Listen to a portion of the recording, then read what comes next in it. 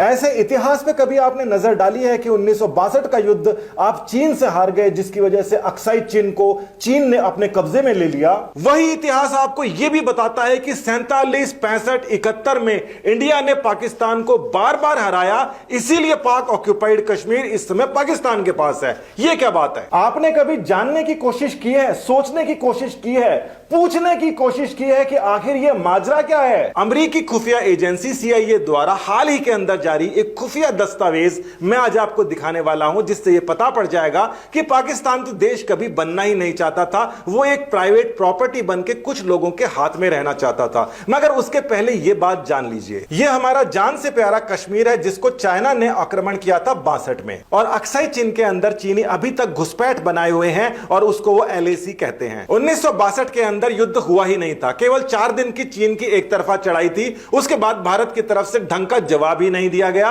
और चीन से ज्यादा अनुभवी आर्मी और बेहद उम्दा एयरफोर्स का इस्तेमाल तो किया ही नहीं गया। चीन ने आराम से अक्साई चीन के ऊपर कब्जा कर लिया। फुल फ्लैज युद्ध नहीं लड़ने के बारे में नेहरू जी ने भी सदन में जवाब दिया था और बोला वहां पर तिनका जितना तो कुछ उगता नहीं है, उसकी जगह क्या है। मगर इस बात को लेकर काफी बवाल हुआ था और यह बात सिद्ध हो गई थी कि युद्ध नहीं हुआ था, चीन ने एक तरफा ऑक्यूपाई किया था। इसी प्रकार से यह भी देखा जाता है कि POK यानी कि LOC के उस तरफ वाला हिस्सा है वो पाकिस्तान ने अपने कब्जे में ले रखा है। बार बार पाकिस्तान भारत से युद्ध हारा, 90,000 तक सैनिक उनके हाथ में आ गए थे, उसके बाद में भी POK भारत के पास में क्यों नहीं है, इसका जवाब किसी ने पूछा ही नहीं। और अब हालत यह हो गई है कि हमारा प्यारा कश्मीर कुछ इस प्रकार से दिखाई देता है। कश्मीर को लेकर मीडिया ने दोनों तरफ की जनता को बहुत सारे झुंझुने पकड़ा रखे हैं, उनके बारे में आज खुलासा होगा। रक्षा मंत्री राजनाथ सिंह ने हाल ही में बयान दिया है कि POK वाला कश्मीर भी जल्द ही इंडिया के अंदर शामिल होगा। इसके जवाब में पाकिस्तान ने वो बोला है जो हमेशा से वो कहते आया है और पाकिस्तान को इसका मतलब ही नहीं पता। रक्षा मंत्री राजनाथ सिंह ने कहा कि ISIS और पाकिस्तान के झंडे अब तिरंगे से बदले जा चुके हैं पूरे कश्मीर के अंदर। उधर पाकिस्तान ने भी अपना वही रटा रटाया राग दोबारा से अलाप दिया। रटा रटाया राग क्यों कह रहा हूं उसको आप समझिए। पाकिस्तान ने पुरानी किसी किताब से निकालकर UN काउंसिल और प्लेबिसाइट वाला पैराग्राफ दोबारा से चिपका दिया। ऐसा लगता है पाकिस्तान के ना जर्नलिस्ट को पता है, ना उनकी डिप्लोमेसी को पता है, ना ही वहां पर किसी और को पता है कि UN सिक्योरिटी काउंसिल ने आखिर कहा क्या था। सिक्योरिटी काउंसिल के आर्काइव्स के अंदर आराम से 21 अप्रैल 1948 का डॉक्यूमेंट आपको मिल जाएगा, जहां पर सबसे पहले कहा गया है कि पाकिस्तान पूरी तरीके से जम्मू कश्मीर खाली कर दे। पूरी तरीके से खाली कर दे मतलब POK वाला जो हिस्सा है उसको भी खाली करके पहले अपनी तरफ जाए, उसके बाद आगे की बात कही गई है वो भी सुनिए। 1950 के न्यूयॉर्क टाइम्स के अंदर डिक्सन की बात कही गई है मीडिएटर के रूप में UN की तरफ से। डिक्सन पहले UN रिप्रेजेंटेटिव थे जिन्होंने ग्राउंड जीरो के ऊपर जाकर असली मुद्दा क्या है उसको तलाशने की कोशिश की थी। और जाते ही डिक्सन ने सबसे पहली बात यह कही थी कि कश्मीर के ऊपर पाकिस्तान का अतिक्रमण गैर कानूनी है, उसको तुरंत छोड़ना चाहिए। 1950 से 2020 आ गया मगर पाकिस्तान से ये 4 लाइनें पढ़ी ही नहीं गई। या तो उनको पढ़ना नहीं आता या फिर उनको अंग्रेजी नहीं आती। केवल इतनी ही बात नहीं है, प्लेबिसाइट के बारे में भी उसके अंदर लिखा गया है कि ये सेक्शंस या एरियाज के हिसाब से होना चाहिए। अब इस बात को समझिए कि जम्मू कश्मीर पूरा का पूरा एक नहीं है, उसके अंदर भी 5 अलग अलग रीजन है।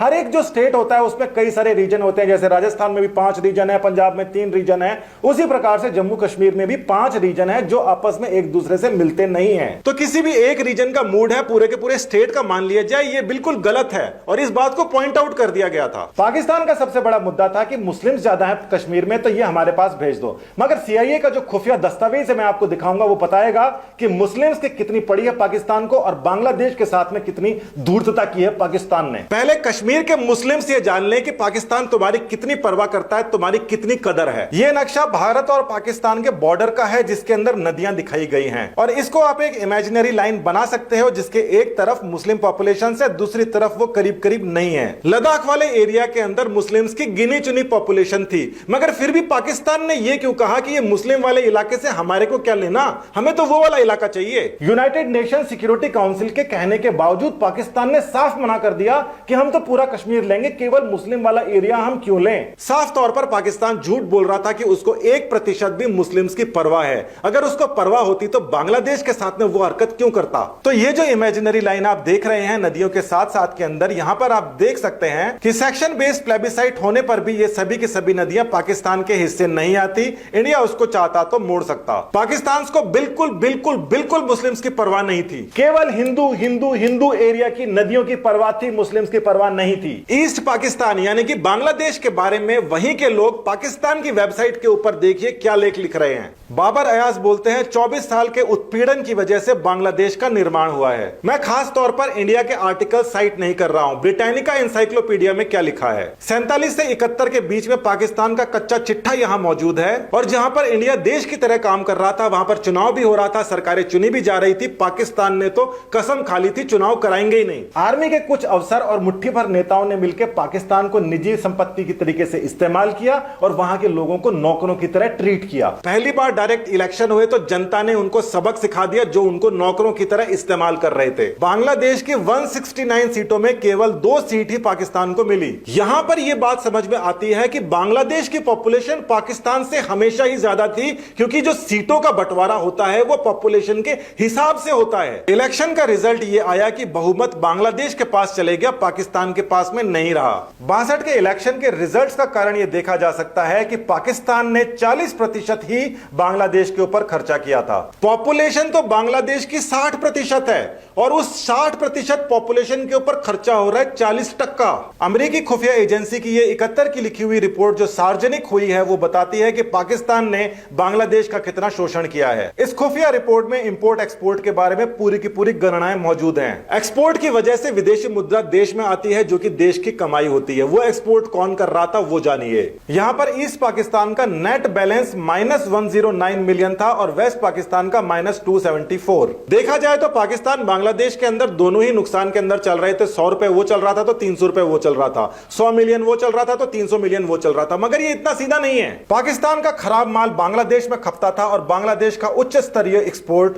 वर्ल्ड से विदेशी मुद्रा लेता था। बांग्लादेश को खराब सामान पाकिस्तान से लेना पड़ता था और अपने अच्छे सामान को वर्ल्ड में एक्सपोर्ट करके विदेशी मुद्रा लेकर पाकिस्तान को देनी पड़ती थी। और देखा जाए तो बांग्लादेश की कमाई पूरी पाकिस्तान हड़प रहा था। तो पाकिस्तान बांग्लादेश यानी कि अपने खुद के लोगों के साथ में कैसा सौतेला व्यवहार कर रहा था ये आपको समझ में आया। बांग्लादेश की पॉपुलेशन ज्यादा, वहां की कमाई ज्यादा, मगर वहां पर सबसे कम खर्चा, सारा का सारा हड़प लेता था पाकिस्तान। इसीलिए 62 के इलेक्शंस में बहुमत बांग्लादेश के पास चले गया। अब पाकिस्तान तो 4 लोगों की निजी प्रॉपर्टी है, उसको डेमोक्रेसी से क्या लेना देना। उसके हिसाब से रिजल्ट्स नहीं आए तो जो लोग थे उनको सबको गोली मार दी। वहां पर सब कुछ सरकारें डिसॉल्व कर दी, बोले कि ये इलेक्शन बेकार है। और इसी की वजह से 1971 का वॉर हुआ जहां पर बांग्लादेश को आखिरकार आजादी मिली। 90,000 से ज्यादा पाकिस्तान के सैनिक इंडिया के कब्जे में थे। चाहते तो वो एलओसी वाला पूरा हिस्सा ले सकते थे, मगर जाने ये क्या बात हुई कि 1971 में नेहरू का मुद्दा इंदिरा पूरा नहीं कर पाई। प्रधानमंत्री इंदिरा गांधी के पास में प्रधानमंत्री जवाहरलाल नेहरू की गलती को सुधारने का अच्छा मौका था, मगर वो सुधारी नहीं गई या वो सुधारना ही नहीं चाहती थी। पाकिस्तान को पीओके में कोई इंटरेस्ट नहीं है, ना ही वहां पे मुस्लिम पॉपुलेटेड एरिया में किसी प्रकार का इंटरेस्ट है। उनका इंटरेस्ट केवल और केवल इन नदियों के अंदर है जो मुस्लिम एरिया में नहीं पड़ती। इंदिरा के बाद में कोई पावरफुल नेता आया ही नहीं इंडिया के अंदर मोदी से पहले। सोची समझी स्ट्रेटेजी और प्लान के साथ में मोदी गवर्नमेंट ने जल शक्ति मंत्रालय बनाया। टाइमिंग्स के ऊपर थोड़ा नजर डालना। जल शक्ति मंत्रालय बनाया गया मई 2019 के अंदर और कश्मीर का मुद्दा यानी कि आर्टिकल 370 का क्या हुआ, केवल 3 महीने बाद आर्टिकल 370 रिमूव कर दिया गया।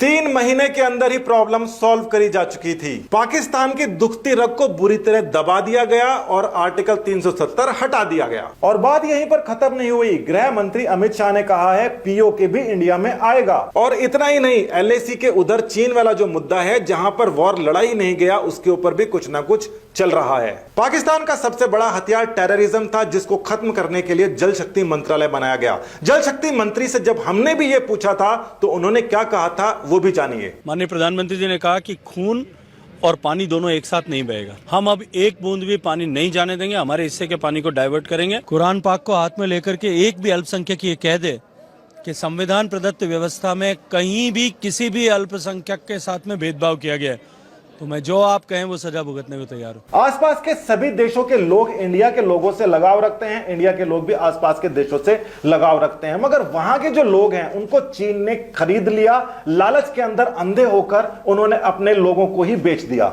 देश की नीति और भविष्य उसके लीडरशिप तय करते हैं। वो भ्रष्ट हो जाए तो देश बर्बाद हो जाता है। नेपाल, बांग्लादेश, श्रीलंका, पाकिस्तान को यह समझना चाहिए उनके लोग हमारे से और हमारे लोग उनसे प्रेम रखते हैं। अपने अपने लीडर्स को भ्रष्ट होने से बचाओ। कई देशों को बर्बाद करने वाला, आपस में भिड़ाने वाला सबसे बड़ा भ्रष्ट चीन है, जिसने तुम्हारे लीडर्स के अंदर घुसपैठ कर रखी है। उसके ऊपर भी मैं वीडियोस बनाने वाला हूं और पोलें खोलने वाला हूं। कश्मीर, पाकिस्तान, नेपाल और श्रीलंका को लेकर 4 और एक्सक्लूसिव रिपोर्ट्स अभी बनने वाली हैं। आप उनको देखना मत भूलना। धन्यवाद। जय हिंद।